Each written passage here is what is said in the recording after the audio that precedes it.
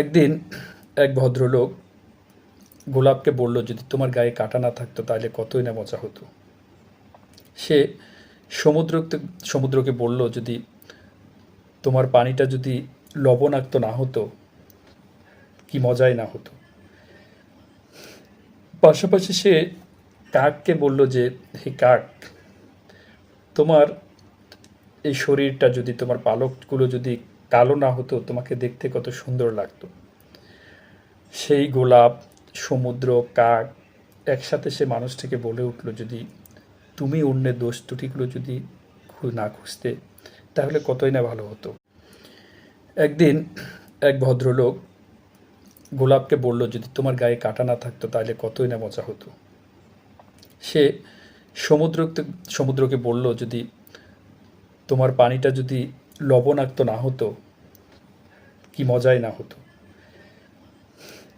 পাশাপাশি সে কাককে বলল যে, হে কাক, তোমার এই শরীরটা যদি, তোমার পালকগুলো যদি কালো না হতো তোমাকে দেখতে কত সুন্দর লাগতো। সেই গোলাপ, সমুদ্র, কাক একসাথে সে মানুষটিকে বলে উঠল, যদি তুমি অন্যের দোষ ত্রুটিগুলো যদি না খুঁজতে তাহলে কতই না ভালো হতো।